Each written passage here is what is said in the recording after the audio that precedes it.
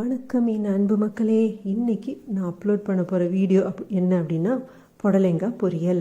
நிறைய புடலங்காய் பொரியல் வந்து யூடியூப்பை தட்டினாலே வரும்.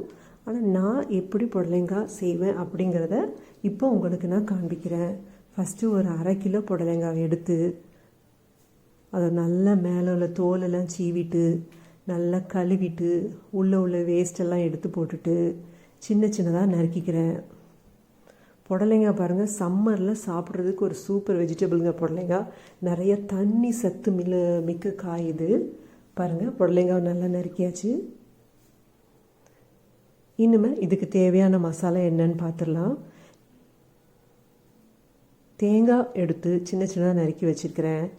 பச்சை மிளகாய்க்கு பதிலாக நான் காஞ்ச மிளகாய் யூஸ் பண்ணியிருக்கிறேன். பச்சை மிளகாய் இருந்தாலும் அதையும் நீங்கள் ஆட் பண்ணிக்கலாம். மோஸ்ட்லி கூட்டுக்கு வந்து பச்சை மிளகாய் தான் நல்லது. இன்றைக்கி இல்லாததுனால காஞ்ச மிளகாய் எடுத்துருக்கிறேன். 2 விரல் பூண்டு, கொஞ்சமாக சீரகம். எந்த கூட்டுக்கும் மசாலா இது தான், இதை நல்லா ஞாபகம் வச்சுக்கோங்க. இது எல்லாத்தையும் இப்போ மிக்சியில் போட்டு லேசாக 2 அடி அடித்து எடுத்து வச்சுக்கலாம். ரொம்ப சாஃப்டாக அடிக்கக்கூடாது, குறன்னு அடித்து எடுத்து வச்சுக்கிடணும். மிக்சியில் போட்டு அடித்து எடுத்து வச்சிட்டேன். இனிமேல் நம்ம வந்து புடலங்காவை சமைக்க ஆரம்பிச்சிடலாம். முதலாவது ஸ்டவ்வில் ஒரு வறுக்கச்சட்டி வச்சு தாளிச்சிக்கிறேன். இப்போ நான் நறுக்கி வச்சுருக்கிற எல்லா புடலங்காயும் உள்ளே ஆட் பண்ணுறேன். எந்த காய்கறினாலுமே விளக்காமல் எல்லா காய்கறியும் சாப்பிட்றது ரொம்ப நல்லது. எஸ்பெஷலி சம்மரில் புடலங்காய், பீக்கங்காய், சவுச்சவு போன்ற நீர் சத்து மிக்க காய்கறிகளை சாப்பிடுங்க. அது ரொம்ப நல்லது. எந்த காய்கறியில் என்ன சத்து இருக்குன்னு நமக்கு தெரியாது. ஸோ எல்லாமே சாப்பிடணும், அதான் நல்லது.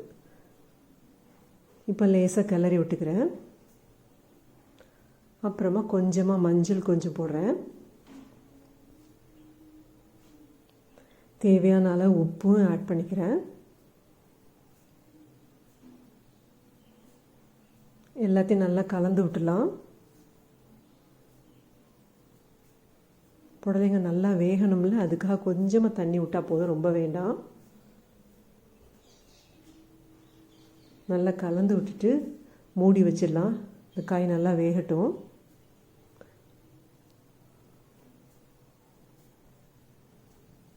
உப்பு மஞ்சள் எல்லாம் ஈக்குவலாக ஆட் ஆகிடுச்சு.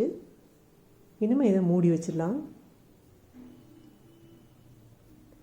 இடையில கொஞ்சம் அப்பப்போ திறந்து லேசாக கிண்டி விட்டுட்டு மூடி வச்சிட்டோம்னா நம்ம எல்லா பக்கமும் ஈக்குவலாக வெந்துடும்.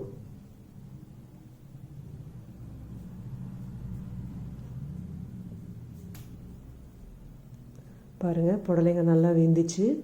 இனிமேல் நான் அரைச்சி வச்சுருந்த தேங்காய், சீரகம், பூண்டு, காஞ்ச மிளகாய் எல்லாத்தையும் உள்ள ஆட் பண்ணுறேன். நல்லா கலந்து விட்டுருதேன்.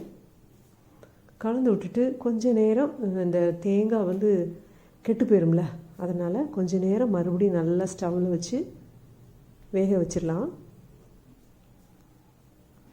அவ்வளோதாங்க, என்னோடய புடலங்காய் கூட்டு முடிந்தது. என்னோடய குக்கிங் உங்களுக்கு பிடிச்சிருக்குன்னு நினைக்கிறேன்.